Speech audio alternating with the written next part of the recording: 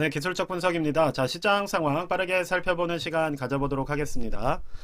자, 일단 단기적으로 시장이 조금 조정이 나올 수 있는 그러한 흐름으로 움직이고 있다고 말씀을 드렸습니다. 자, 요때 2% 반등이 나왔을 때도 자, 이렇게 기회가 있을 때 수익 실현하실 수 있는 부분은 수익 실현을 하시는 게 좋을 것 같다고 말씀을 드렸고, 지금 연달아서 3일 정도 하방이 조금 나오고 있는 상황입니다. 자, 어제 같은 경우는 뭐 큰 하락은 아니었지만 한 0.61% 정도 시장이 빠지는 모습이 나왔어요. 자, 다만 이제 개인 개별주들 중심으로 조금 낙폭이 큰 종목이 생겼고, 반대로 조금 반등을 만들어내는 종목들도 있었습니다. 네, 그래서 지금은 어떻게 보면 뭐 시장 초입, 즉 돈이 몰리는 종목들은 지수가 조금 빠지더라도 홀로 이렇게 상승 추세를 만들어가는 종목이나 섹터가 있는 상황이고, 그게 아니라면 전체적인 그냥 일반 기술주들은 조정을 받는 흐름으로 가고 있다. 이렇게 정리를 할 수가 있을 것 같아요. 자, 보시면 이제 뭐 이격도나 뭐 슬로우 스토캐스틱으로 보더라도 어느 정도 이제 하방으로 열려 있는 모습이 나왔습니다.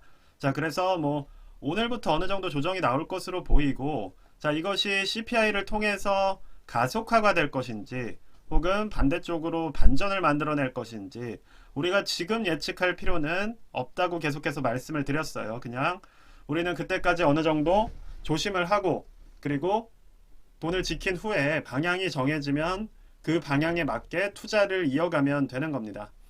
자, 지금 시장이 영향을 받는 또 큰 이유들을 살펴보자면, 자, 채권 수익률 자체가 상당히 상방으로 갑자기 튀어오르는 모습이 나오고 있어요. 자, 계속해서 200일선 아래로 내려가면서 하방 추세를 만들어갈 것처럼 보였던 채권 수익률이, 그렇죠? 금리의 인상을 예상을 하는 것인지, 즉 인플레에 대한 어떤 회의감이겠죠. 바로 잡히진 않을 거다라는 이러한 심리들이 지금 현재 수익률에도 반영이 되고 있다. 이렇게 볼 수가 있을 것 같아요. 그래서 지금 한 5일째 200일 추세선을 뚫으면서 상승을 하는 모습이 나오고 있습니다. 자, 10년물 같은 경우도 동일한 흐름이죠. 10년물 같은 경우는 거의 2% 정도의 상승이 나오면서 지금 200일선을 뚫고 기존의 이러한 단기 추세선 역시도 돌파하면서 올라가는 모습이 나오고 있어요. 자, 채권이 올라가게 되면 기술주는 조정이 나옵니다. 자, 즉 채권 수익률이 오르면 기술주는 조정이 나오는 게 사실은 기본적인 이 시장의 메커니즘이고, 지금 그 흐름에서 크게 벗어나지 않는 상황으로 시장의 조정이 이어지고 있다라고 이해를 해주시면 될 것 같아요. 자, 그리고 금리에서 우리가 좀 봐야 되는 것은 언제부턴가 익숙한 이러한 숫자가 사실은 전혀 익숙해야 되는 숫자가 아니라는 거예요. 자, 보통은 채권은 만기가 짧을수록, 그쵸? 짧을수록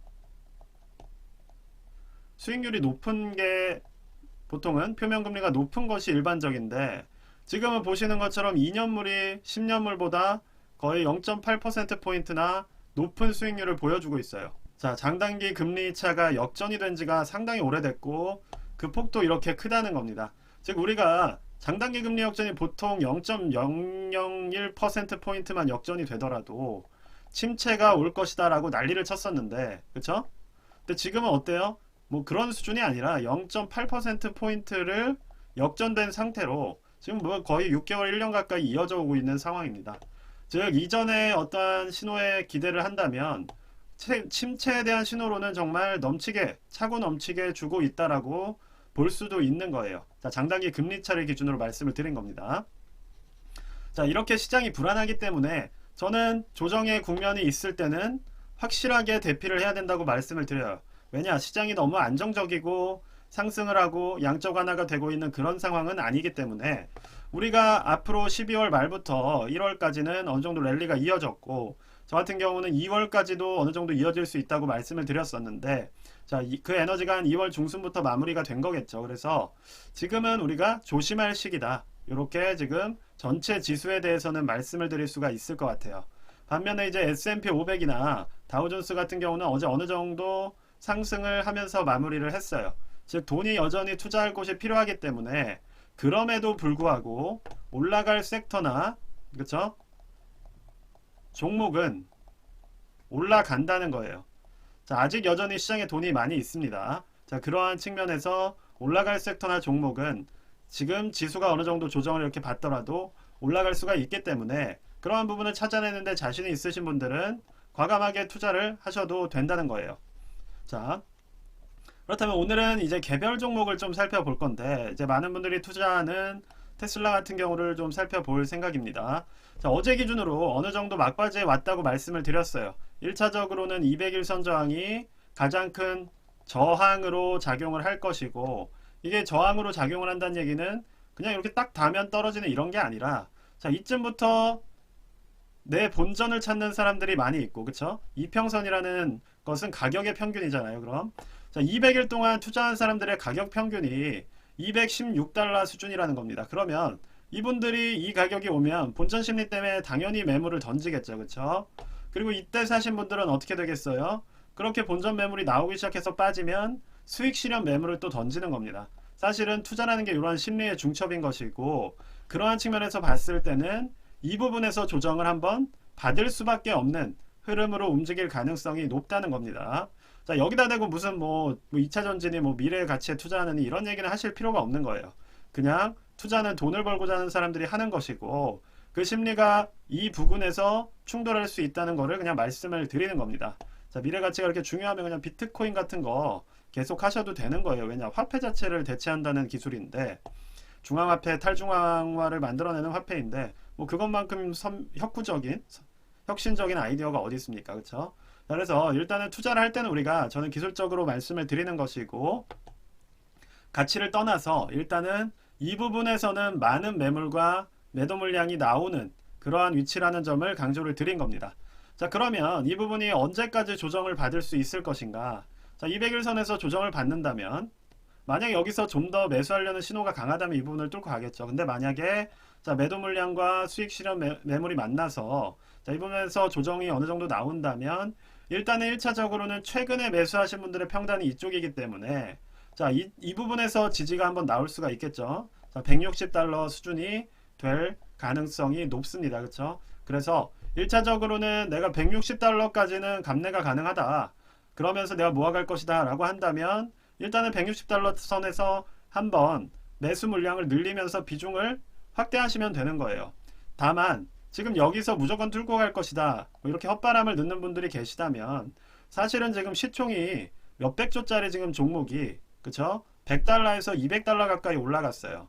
즉 시총이 몇백조가 지금 곱하기 이만큼 돈이 들어온 상황인데, 자, 이 부분에 엄청난 이 자금이 어쨌든 뭔가를 하고서 다시 들어와야 올라가는 것이지, 계속해서 몇백조가 이 테슬라로 들어올 것이라고 생각하는 거는 조금 위험할 수 있다는 거예요. 그래서 이미 시총 몇백조짜리 기업이 2배가 올랐다는 거는 엄청난 유동성이 이 종목에 들어온 것이고, 그 이유를 한번 생각해 보자면, 자, 최근에는 뭐 국내에서도 2차전지 뭐 에코프로 같은 게 엄청 올라갔죠.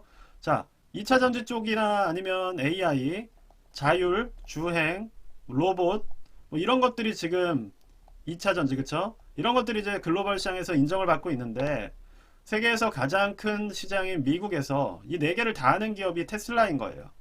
그렇기 때문에 이렇게 엄청난 돈들이 들어온 것이고, 여기서 더 갈 거다라는 거는 사실 욕심일 수가 있다는 거죠. 이만큼이나 돈이 많이 들어왔다는 얘기는, 사실 국내에 있는 웬만한 2차전지 소재, 우리가 뭐 제일 잘 아는 에코프로비엠, 뭐 이런 종목들도 사실 제가 알기로는 시총이 10조? 뭐 이 정도밖에 안 되는 걸로 아는데, 이런 게 그럼 20배 오르는 돈이 지금 들어왔다는 거예요. 이 정도 들어왔다고 한다면 어느 정도 조정이 나올 수 있겠구나 라고 생각을 하시면서, 단기적으로 재차 진입할 타이밍을 보시는 게 더 적절하지 않을까라는 생각에서 한번 이 테슬라에 대해서 말씀을 드려봤고요. 자, 애플 같은 경우도 어제 말씀드렸듯이 여전히 상단 저항, 역배열 저항이 있는 상황이기 때문에 여기서 매수 물량을 늘리시기보다는, 자, 다음 조정 타이밍을 노리시는 게 좋을 것 같습니다. 자, 그래서 일단은 시장이 어느 정도 조정 초입에 들어갈 수 있는 모습을 보이고 있다, 이렇게 이해를 해주시면 좋을 것 같고, 그러한 와중에서도 뭐 이제 올라가는 종목들이 생기는 섹터가 있다 정도는 말씀을 드릴게요. 자, 그리고 이제 뭐 숏 같은 거 이제 들어가시는 분들이 있을 것 같은데, 뭐 단기적으로 들어갈 만한 타이밍이라고 생각을 합니다. 자, 그런데 자, 이 부분을 많이 장기적으로 가져가게 그렇게 또 두는 시장도 아닐 거예요. 그래서 매도 타이밍 잘 잡으실 자신 있는 분들만 자, 뭐 숏 같은 거는 관심 가지시면 좋을 것 같아요. 저는 개인적으로는 그렇게 추천을 하지는 않습니다. 왜냐면 이미 숏이란 것 자체도 어느 정도 추세가 꺾여 있고 뭐 이거는 사실 정배열 투자라는 걸 하기가 어려워요. 숏은 정배열이란 게 만들어지더라도 이것이 일시적일 확률이 높고 지속되지 않는 특성이 있기 때문에 그런 면에서는 뭐 어느 정도 해칭 차원에서 짧은 진폭으로만 투자하시는 걸 저는 추천을 드리겠습니다. 자, 석유 가격 같은 것도 지금 현재는 다시 상방을 잡아가고 있기 때문에 아직 뭐 많이 오르진 않았지만 뭐 계속 빠지는 것보단 오르는 게 시장 인플레이션이나 이런 것들에 영향을 주겠죠. 그래서 자, 이전에 빠졌던 것들에 비해서 지금 1, 2월 들어서는 그쵸? 어느 정도 오히려 올라가는 모습이 나왔기 때문에 CPI 같은 곳에는 안 좋은 영향을 줄 확률이 꽤 있다는 점을 말씀을 드리면서 자, 어느 정도 영상을 마무리하도록 하겠습니다. 네, 일단 오늘 영상은 여기까지만 말씀드리도록 하겠고요. 영상이 도움이 되셨으면 구독과 좋아요 부탁드립니다. 감사합니다.